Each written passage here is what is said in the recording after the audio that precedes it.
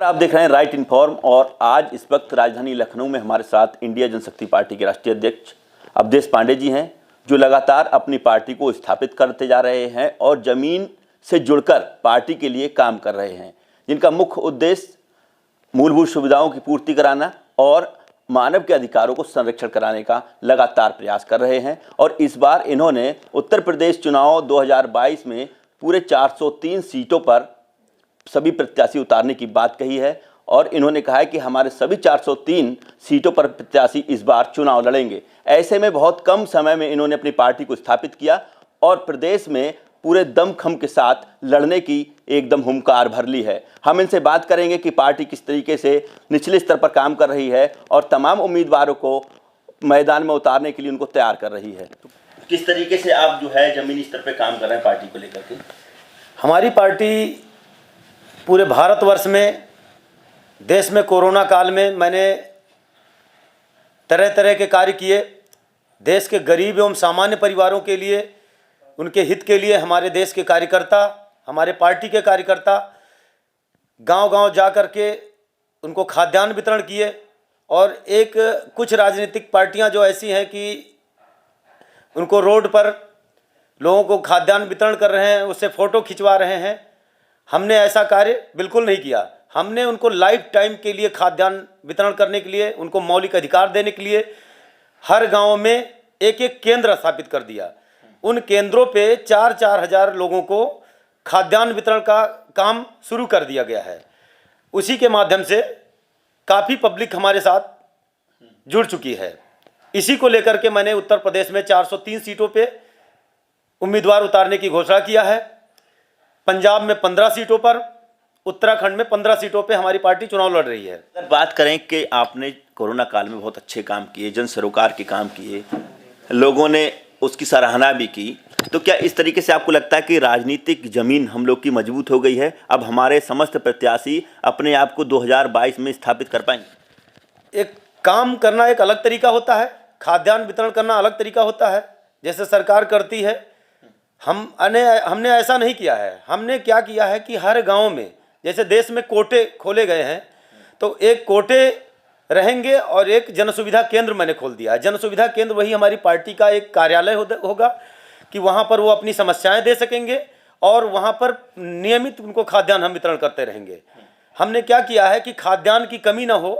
देश में नागरिकों को जो मौलिक अधिकार दिया जा रहा है, जैसे मौलिक अधिकार हो गया खाद्यान्न, हमारा मौलिक अधिकार है। ऑक्सीजन हमारा मौलिक अधिकार है, उसको बिकना नहीं चाहिए।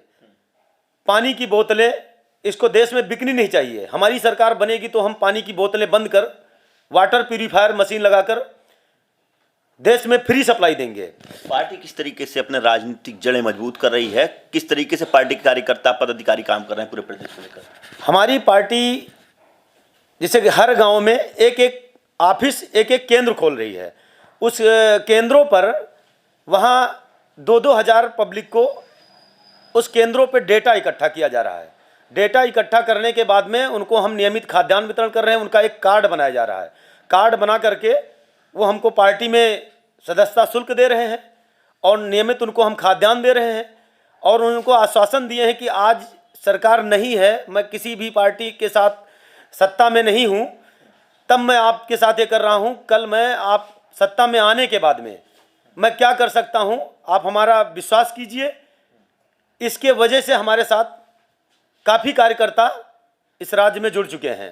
403 सीटों पर एकदम घोषणा कर देना, कोई नई पार्टी आए, कम समय में इतना बड़ा कदम उठाए, ऐसे में 403 सीटों पर उम्मीदवार हमारे किस तरीके से उभर के आएंगे, क्या उम्मीदें हैं?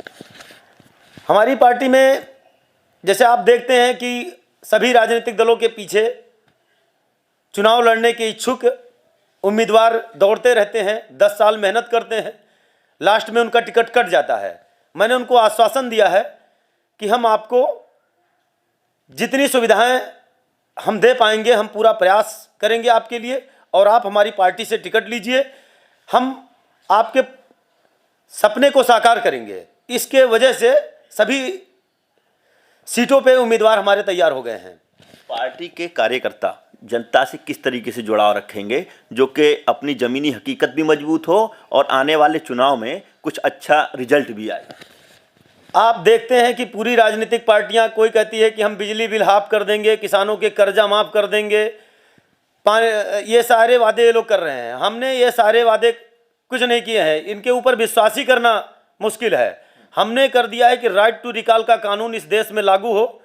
जैसे राइट टू रिकॉल का कानून लागू हो जाने से देश में जो ये वादे कर देते हैं, जनसभा और रैलियों में वादे कर देते हैं, उसकी वीडियो कॉन्फ्रेंसिंग से रिकॉर्डिंग की जाएगी। वीडियो कॉन्फ्रेंसिंग से रिकॉर्डिंग होने के बाद में वो चुनाव जीतने के बाद में जो वादा कर दिए हैं उनको उस वादे को पूरा करना पड़ेगा। अगर उस वादे से मुकर जाते हैं तो उनकी तत्काल सदस्यता भंग करके पुनः निर्वाचन कराया जाएगा, तब तो जनता उनके ऊपर विश्वास करेगी। हमने ये शर्त रख दिया है कि हम आपको विश्वास नहीं, हम इस कानून को ही लागू करवाने के लिए पूरी लड़ाई लड़ेंगे। जो सरकारें इसको लागू करेंगी हम उन्हीं के साथ में गठबंधन एवं समर्थन उन्हीं को देंगे। इसी को लेकर के हमारे साथ काफ़ी जनता जुड़ रही है, विश्वास कर रही है। प्रदेश में किस सिंबल को लेकर के जो है हमारी पार्टी जो है चुनाव लड़ेगी? हमारी पार्टी को उत्तराखंड में गैस स्टोव चुनाव निशान दिया गया है, 15 सीटों पे लड़ रहे हैं। पंजाब में मुझे ट्रक चुनाव निशान मिला है। निर्वाचन आयोग में मैंने एक एप्लीकेशन में 3 राज्य को मेंशन कर देने से एक मेरा आवेदन पत्र निरस्त हो गया है। इसके लिए मैंने पुनः आवेदन कल मैंने बाई रजिस्टर्ड भेजा है, जो हमको 8 से 9 दिन के अंदर हमको चुनाव निशान यूपी में मिल जाएगा। तो ये थे हमारे साथ अवधेश पांडे जी, जो इंडिया जनशक्ति पार्टी के राष्ट्रीय अध्यक्ष हैं, जो लगातार जनता के अधिकार, उनके मौलिक अधिकारों को संरक्षण करने की बात करते हैं, लोगों से लोगों तक जुड़ाव करने की बात करते हैं। ऐसे में पूरे प्रदेश में 403 सीटों पर 2022 में चुनाव लड़ने की बात कर रहे हैं। अब देखने वाली बात होगी कि 2022 में ये अपने आप को कितना स्थापित कर पाते हैं, पार्टी की जड़ें कितनी मजबूत कर पाते हैं, और चुनाव का जब रिजल्ट आएगा तो अपने उम्मीदवारों को कितना जिता करके विधानसभा में ले जाते हैं। अगर आपको नेताजी से जुड़ा कोई सवाल करना है, कुछ कमेंट करना है, कुछ राय देनी है, कुछ अपनी बात रखनी है, तो हमारे YouTube चैनल में आप नीचे जाके कमेंट बॉक्स में कमेंट करें और चैनल को या उस खबर को जाकर लाइक करके सब्सक्राइब करें। और अगर आपको लगता है कि नहीं इनकी बात अच्छी है, ये लोगों से जुड़े हुए हैं और लोगों के लिए काम कर रहे हैं, तो उसको शेयर करना ना भूलें। Satyendra Sharma, right inform TV, Lucknow.